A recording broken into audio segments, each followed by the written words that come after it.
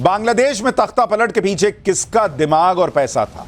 क्या बांग्लादेश की जनता के विद्रोह की वजह से तख्ता पलट हुआ था, या फिर शेख हसीना को सत्ता से हटाने के लिए कोई बड़ी प्लानिंग की गई थी? ये सारे सवाल बांग्लादेश के तख्ता पलट के बाद से लोगों के मन में उठ रहे थे। अब यह बात धीरे धीरे खुल रही है कि बांग्लादेश के तख्ता पलट के पीछे कौन था। खुद बांग्लादेश के नए पीएम ने इसके संकेत दे दिए। बांग्लादेश के नए प्रधानमंत्री आजकल अमेरिका गए हुए हैं और उनके अमेरिका जाने के बाद से जो चर्चाएं चल रही हैं उसमें यही कहा जा रहा है कि बांग्लादेश में सत्ता परिवर्तन के पीछे अमेरिका का हाथ था। जो हम लोग कह रहे थे कि भैया ये अमेरिका ने गेम किया है वहां पर शेख हसीना को हटाने के लिए, वही बात अब पीएम मान रहे हैं। अमेरिकी एजेंसियों ने बांग्लादेश के खिलाफ साजिश रची। शेख हसीना को हटाने की प्लानिंग 2019 से चल रही थी। यह चर्चा इसलिए चल रही है क्योंकि अमेरिका से एक ऐसी तस्वीर आई जिसने सबको सोचने पर मजबूर कर दिया कि बांग्लादेश में अमेरिका के जिस खेल की बात की जा रही थी, क्या वो वाकई में सच था।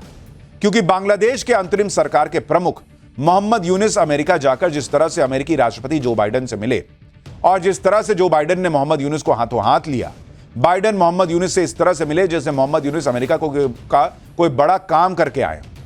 इन्हीं तस्वीरों से सवाल उठे कि बांग्लादेश में क्या अमेरिका का ही खेला था कि शेख हसीना को हटाकर वहां पर मोहम्मद यूनिस को बैठा दिया जाए। क्योंकि शेख हसीना अमेरिका के दबदबे को मान रही थी और मोहम्मद यूनिस को प्रो अमेरिका माना जाता है, यानी अमेरिका जो कहेगा वो ही मोहम्मद यूनिस करेंगे। क्या इसलिए मोहम्मद यूनिस पर बाइडेन ऐसे प्यार लुटा रहे हैं जैसे यूनिस को जो काम सौंपा गया वो करके आया है?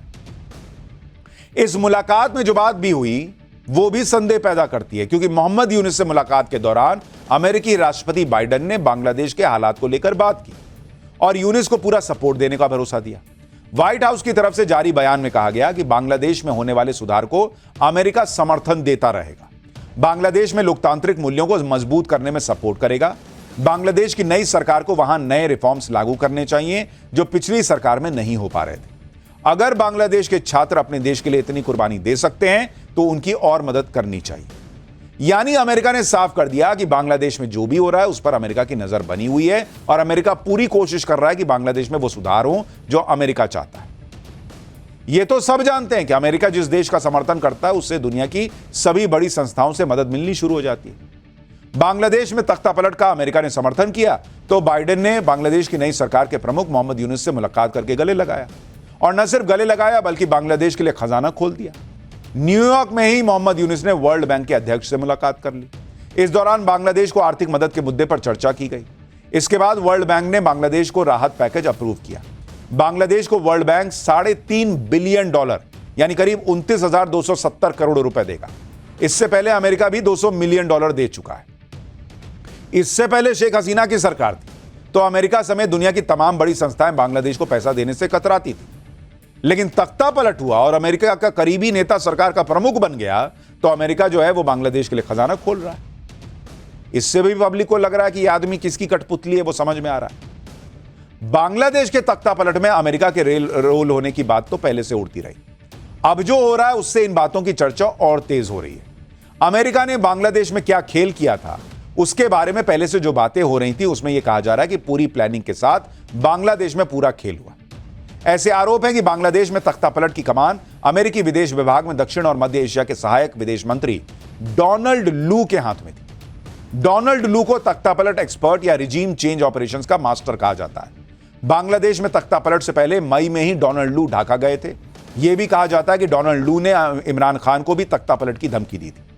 अमेरिका से लीक हुई सीक्रेट रिपोर्ट्स के मुताबिक डोनाल्ड लू के अलावा इस ऑपरेशन में अमेरिका के 4 और अधिकारी शामिल थे। इस प्लानिंग में अमेरिका की 5 संस्थाओं की प्रमुख भूमिका थी। 2019 से बांग्लादेश की शेख हसीना सरकार को गिराने की प्लानिंग चल रही थी। प्लानिंग के तहत बांग्लादेश की सरकार विरोधी 3 सिविल सोसाइटी समर्थन कर रही थी। 77 से ज्यादा एक्टिविस्ट को ट्रेनिंग दी गई। 326 आम नागरिकों को पॉलिसी मेकिंग और डिमांड में शामिल किया गया। बांग्लादेश के समाज की कमियों को पता लगाने के लिए रिसर्च हुई। सरकार के खिलाफ आवाज उठाने वाले आर्टिस्ट, म्यूजिशियन और परफॉर्मर्स की पहचान की गई। यानी सब प्लान्ड तरीके से हुआ। और ये सारी बातें आपको बांग्लादेश के लिहाज से सिर्फ नहीं समझनी है, ये सारा पैटर्न क्या भारत में भी अप्लाई हो रहा है जिसको हम और आप नजरअंदाज कर रहे हैं, इसको सोचते जाइएगा। आप खुद सोचिए किस लेवल की तैयारी चल रही थी। सबसे बड़ी बात यह थी कि इस योजना में आरक्षण का मुद्दा फ्रंट फुट पर दिख रहा था। आरक्षण पर सुप्रीम कोर्ट का फैसला और उस पर सरकार के एक्शन से वो मौका मिल गया जब तख्ता पलट का प्लान सफल हो सकता था।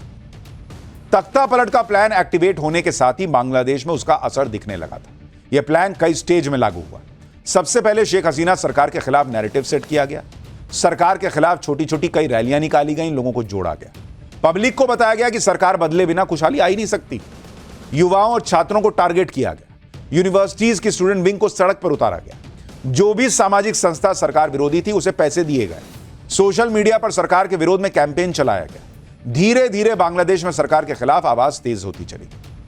इतने लार्ज स्केल पर यह सब किया जा रहा था कि बांग्लादेश में शेख हसीना के खिलाफ नाराजगी बढ़ने लगी। लेकिन प्लान अभी सफल नहीं हुआ था। इसका फाइनल स्टेज शुरू हुआ 2024 के चुनाव के बाद। 2024 के चुनाव में शेख हसीना की जीत पर अमेरिका ने सवाल खड़े किए। चुनाव में धांधली का आरोप लगाया। मार्च 2024 में अमेरिका के नेशनल डेमोक्रेटिक इंस्टीट्यूट ने एक रिपोर्ट पब्लिश की। रिपोर्ट में दावा किया गया था कि चुनाव में शेख हसीना ने सरकारी मशीनरी का दुरुपयोग किया था। चुनाव से विपक्ष को गायब कर दिया गया। चुनाव निष्पक्ष नहीं थे। विपक्ष की आवाज दबाने के लिए शेख हसीना ने राजनीतिक हिंसा का सहारा लिया, यानी सरकार के खिलाफ पूरी तरह से माहौल सेट कर दिया गया। उसी समय बांग्लादेश में आरक्षण के मुद्दे पर बड़े पैमाने पर आंदोलन शुरू हो गया। जुलाई में छात्रों का आंदोलन हिंसक हो गया। कई छात्र मारे गए। गुस्साए छात्र और आम लोग प्रधानमंत्री के घर में घुस गए, जिसके बाद 5 अगस्त शेख हसीना को जान बचाकर बांग्लादेश से भागना पड़ा।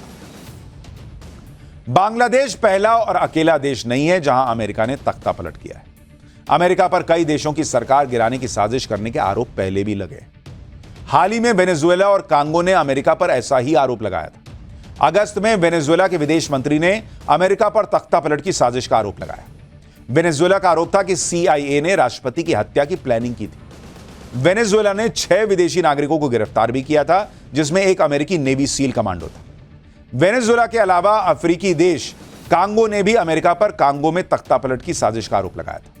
इसी साल सितंबर में कांगो ने 3 अमेरिकी अधिकारियों को फांसी की सजा सुनाई थी। तीनों अमेरिकी अधिकारियों पर तख्ता पलट की साजिश का आरोप था। आरोप है कि अमेरिकी अधिकारियों ने मई में तख्ता पलट करने की कोशिश की। यह है अमेरिका, जो वैसे तो लोकतंत्र और समानता की बात करेगा, लेकिन अपने फायदे के लिए चुनी हुई सरकारों का तख्ता पलट करता है। अमेरिका दुनिया भर में इसी तरह से करता रहा है। बांग्लादेश ही नहीं, कई बार अमेरिका भारत के खिलाफ भी प्लानिंग करता रहा है। लेकिन यह पीएम मोदी का नया भारत है जो इस तरह की किसी भी प्लानिंग को सफल नहीं होने दे रहा। अभी हाल ही में पीएम मोदी अमेरिका की यात्रा पर गए, लेकिन पीएम मोदी के अमेरिका पहुंचने से पहले ही अमेरिकी सरकार ने कुछ ऐसा किया जो उसकी खालिस्तान प्लानिंग की तरफ इशारा कर रहा है। अमेरिका के राष्ट्रपति आवास पर यानी व्हाइट हाउस में खालिस्तान समर्थकों की पहली बार एंट्री हुई। व्हाइट हाउस में खालिस्तानी, सोचिए कितनी बड़ी बात है, वो भी इतिहास में पहली बार। ये सभी खालिस्तानी अमेरिका में अपनी सुरक्षा को लेकर चर्चा के लिए व्हाइट हाउस गए थे। अमेरिकी सरकार ने खालिस्तानी समर्थकों को सुरक्षा का भरोसा दिलाया, लेकिन भारत ने इस पर कड़ी आपत्ति दर्ज कराई। विदेश मंत्री एस जयशंकर ने कहा कि भारत अभिव्यक्ति की स्वतंत्रता का सम्मान करता है, लेकिन फ्रीडम ऑफ स्पीच का मतलब अलगाववाद का समर्थन नहीं है। आपको यह देखना चाहिए कि जिससे आप मिलते हैं वो कैसा व्यक्ति है, उसके डॉक्यूमेंट तो चेक करने चाहिए। अगर आप उन लोगों से मिल रहे हैं जिनके दस्तावेज संदिग्ध हैं, तो इसके बारे में क्या पता चलता है? इससे पता चलता है कि आपके लिए कानून के राज से ज्यादा महत्वपूर्ण वोट बैंक है। और वो भी प्रधानमंत्री नरेंद्र मोदी के अमेरिका दौरे से ठीक पहले अमेरिका को खालिस्तानियों से मिलने की क्या सूझी बॉस? यानी ये सब कुछ जो अमेरिका कर रहा है, वो एक तरफ तो उसको पता है भारत को छोड़ के चल नहीं सकते, लेकिन चूंकि नरेंद्र मोदी भारत का हित पहले रखते हैं, क्योंकि नरेंद्र मोदी की सरकार में भारत की अर्थव्यवस्था रॉकेट बनी हुई है, तो ये बात अमेरिका को अंदर ही अंदर पसंद तो आती नहीं, क्योंकि पहले तो ये अपने आप को चीता बताता था कि मैं दुनिया का चीता। अब यहां भारत जो है वो दुनिया को लीड करने के लिए आगे बढ़ रहा है, तो इनको पसंद तो नहीं आ रहा, लेकिन भारत को, मोदी को इग्नोर नहीं कर सकते, तो पीछे पीछे इनका ये खेल चल रहा है। भारत में भी किस तरह से चीजें सोशल मीडिया पर माहौल बनाया जाता है, क्या क्या होता है, वो आपको सबको पता है। तो इसलिए यह सोचना कि भारत में कुछ गलत नहीं हो रहा या गलत करने का प्रयास नहीं हो रहा, बॉस फिर आप किसी दुनिया में सोए हुए हैं। यह अच्छी बात है कि भारत अभी तक बचा हुआ है। बांग्लादेश की पूर्व पीएम शेख हसीना ने भी आरोप लगाया था कि अमेरिकी दखल से ही उनकी सरकार गई।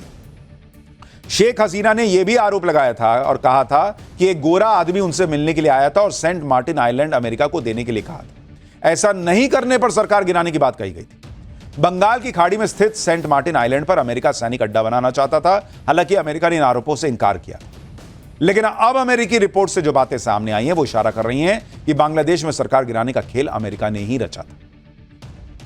बांग्लादेश में अमेरिका की वजह से तख्ता पलट हुआ, शेख हसीना को भागना पड़ा, नई सरकार बनी, लेकिन इसका सबसे ज्यादा असर, नुकसान बांग्लादेश के हिंदुओं को उठाना पड़ा। तख्ता पलट के बाद से ही बांग्लादेश के कट्टरपंथी हावी हो गए, वहां पर तबाही मचाए हुए हैं। इससे बांग्लादेश के अल्पसंख्यकों, खास तौर पर हिंदुओं पर सबसे ज्यादा खतरा है। बांग्लादेश की अंतरिम सरकार के प्रमुख मोहम्मद यूनुस भी लग रहा है जैसे कट्टरपंथियों के आगे सरेंडर कर चुके।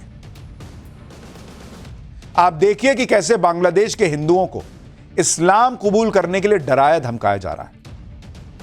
मंदिरों पर हमले हो रहे हैं, हिंदू त्योहारों को टारगेट किया जा रहा है, त्योहार मनाने के लिए रंगदारी मांगी जा रही है, हिंदू कर्मचारियों से जबरन इस्तीफे लिए जा रहे हैं, लेकिन अमेरिका को इससे कोई फर्क नहीं पड़ रहा। वैसे तो अमेरिका मानवाधिकार की बात करता है, मानवाधिकार हनन पे आंखें दिखाता है दुनिया भर, अल्पसंख्यकों की सुरक्षा की बात करता है, लेकिन बांग्लादेश के हिंदुओं के मुद्दे पर इंटरनेशनल लेवल पर कहीं कोई हलचल नहीं दिख रही। सिर्फ भारत की मोदी सरकार है जो इस मुद्दे को उठा रही है। बांग्लादेश में हिंदुओं के लिए स्थिति इतनी खराब हो चुकी है कि अब वो अपने पर्व और त्योहार भी नहीं मना पा रहे। दुर्गा पूजा का त्योहार आ रहा है और इस दौरान मंडप लगाकर मां दुर्गा की पूजा होती है, लेकिन बांग्लादेश के हिंदू शायद ही दुर्गा पूजा मना पाए, क्योंकि वहां के कट्टरपंथी संगठनों ने धमकी जारी की है, जिसके बारे में बांग्लादेश के बड़े अखबार द डेली स्टार में भी खबर पब्लिश हुई।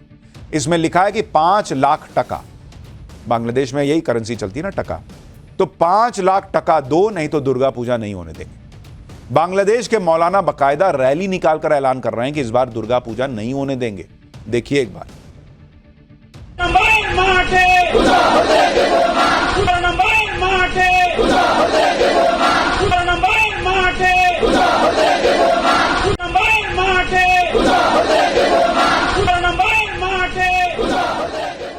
दुर्गा पूजा के लिए बांग्लादेश के कट्टरपंथियों ने एक तरह से फतवा जारी कर दिया है। ये एक तरह का जजिया टैक्स की तरह ही है जो मुस्लिम शासन में रहने वाले गैर मुसलमानों से लिया जाता है। यह फतवा हर दुर्गा पूजा पंडाल को भेजा जा रहा है। सभी पंडालों से कहा गया कि 5 लाख टका देना पड़ेगा, पैसा नहीं देने पर दुर्गा पूजा पंडाल नहीं लगाने देंगे। कट्टरपंथियों की इस धमकी से बांग्लादेश के हिंदुओं में दहशत का माहौल है। लोग डरे हुए हैं, खासतौर पर पूजा कमेटी वाले तो घरों से बाहर ही नहीं निकल रहे। बांग्लादेश में हिंदुओं को नौकरी तक से निकाला जा रहा है, जबरन इस्तीफे दिलवाए जा रहे हैं, मंदिरों को तोड़ा जा रहा है, हिंदुओं के घरों में आगजनी और लूटपाट की खबरें तो आपने खूब देखी। बांग्लादेश के स्कूलों में भी हिंदुओं के साथ भेदभाव हो रहा है। हिंदू बच्चियों को हिजाब पहनने के लिए मजबूर किया जा रहा है।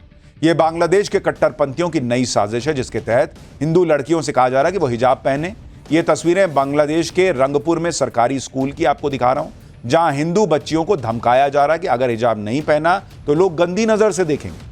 इन बच्चियों का कहना है कि वो बहुत दबाव में है। क्लासरूम के अंदर टीचर तक हिंदुओं को अपशब्द कहते हैं। सुनिए बच्चियां क्या कह रही हैं।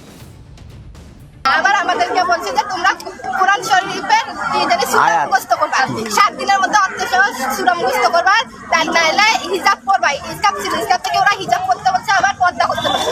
তাই পর্দা না করলে তোমাদের শরীর মেয়েরা ছেলেরা দেখবে, গাল দেয়। ক্লাসে আবার স্যারেরা বাজেভাবে আমাদেরকে গালি দেয়। আমাদের ক্লাসে যে স্যার বললো যে তোমরা হিন্দু মেয়েরা কয়েকজন আছে দাঁড়াও, তারপর আমরা দাঁড়াইলাম, বলতেছে তোমরা হিজাব করো না কেন। बांग्लादेश के कट्टरपंथी तालिबानी फरमान जारी कर रहे हैं, हिंदुओं की जान खतरे में है, लेकिन बांग्लादेश के अंतरिम सरकार के प्रमुख मोहम्मद यूनुस अमेरिका में बाइडेन से गले मिल रहे हैं। अमेरिका में रहने वाले बांग्लादेशी मूल के नागरिक इस बात को समझ रहे हैं। अमेरिका में बसे बांग्लादेशियों की समझ में आ रहा है कि उनके साथ क्या हो रहा है, उनके देश के साथ कैसे खेल हुआ है। इसलिए जब मोहम्मद यूनुस अमेरिका गए तो वहां बांग्लादेशी मूल के नागरिकों ने जमकर प्रोटेस्ट किया, यूनुस के खिलाफ जमकर नारेबाजी की। यूनुस को फादर ऑफ टेररिस्ट कहा गया। इतना ही नहीं, यूनुस को हिंदू किलर भी कहा गया।